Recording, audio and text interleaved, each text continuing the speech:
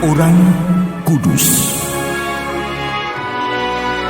Sobat Katolikana, saatnya kita simak kisah orang kudus yang dipersembahkan oleh Radio Katolikana. Penulis naskah Arif Setiawan.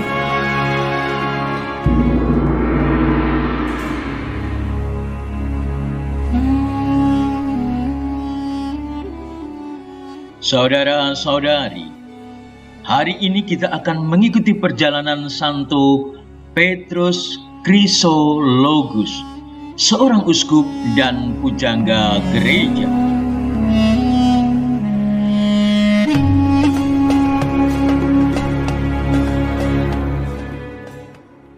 Seseorang yang dengan tekun dan sungguh-sungguh mengejar cita-cita akan memperoleh hasil yang melebihi harapan dan keinginannya.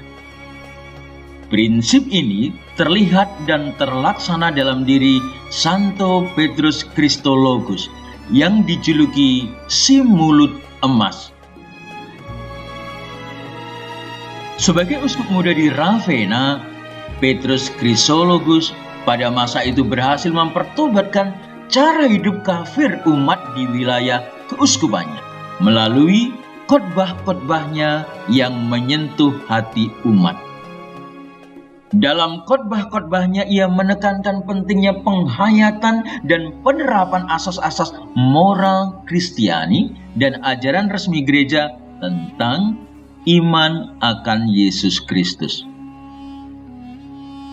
Orang kafir sudah bertobat. Kini muncul lagi ajaran-ajaran sesat yang disebarkan oleh Eutyches. Eutyches, janganlah kamu menyangkal kemanusiaan Kristus. Mestinya kamu harus mengakui dan mengimani rahasia penjelmaan Kristus dan semua kebenaran iman yang diajarkan oleh gereja. Semangat imannya yang begitu besar, disertai cinta kasihnya yang meluap-luap, membuat si mulut emas ini meraih hasil karya yang melebihi cita-cita dan impiannya. Beberapa lama sebelum wafatnya, ia pulang ke tanah kelahirannya di Imola, dan di sana Petrus Chrysologus wafat dengan tenang pada tahun 450. Karena kesetiaan dan karyanya pada kemajuan gereja, 13 abad kemudian, Paus Benediktus ke-13 mengangkat Petrus Chrysologus menjadi seorang pujangga gereja.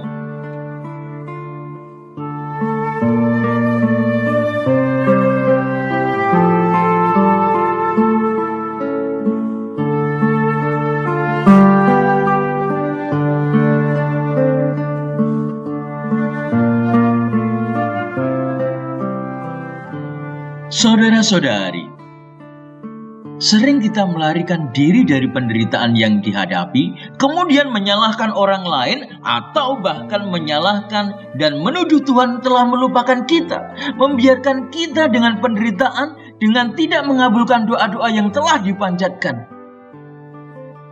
Manusia selalu merasa bahwa kalau Tuhan itu baik, maka kewajiban Tuhanlah untuk mengabulkan setiap doa dan permohonan seseorang.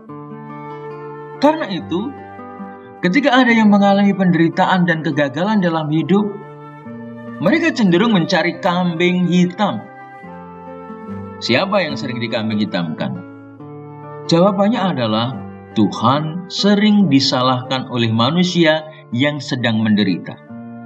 Tuhan menjadi kambing hitam penderitaan dan kegagalan manusia. Sikap selalu menyalahkan Tuhan adalah gambaran kita yang tipis akan iman. Sebab iman selalu bertanggung jawab atas apa yang dilakukannya.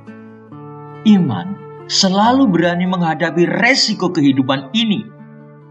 Iman tidak membuat seseorang menjadi cengeng. Untuk itu, kita harus memiliki hati yang lapang. Artinya, hati yang siap sedia menerima resiko apapun yang dihadapinya. Hati yang lapang adalah hati yang tidak kecut. hati yang tidak takut terhadap setiap bentuk tantangan dan ancaman, serta mau menerima sesama apa adanya. Kita biarkan Tuhan berkarya di dalam hidup kita. Kita biarkan Tuhan berkarya di dalam diri kita dengan rahmat-Nya. Dengan demikian, kita mampu menanggung setiap beban derita yang kita hadapi.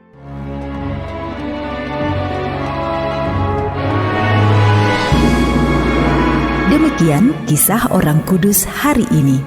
Kisah orang kudus dapat Anda simak di Radio Katolikana setiap hari pukul 12 waktu Indonesia Barat dan pukul 19 waktu Indonesia Barat.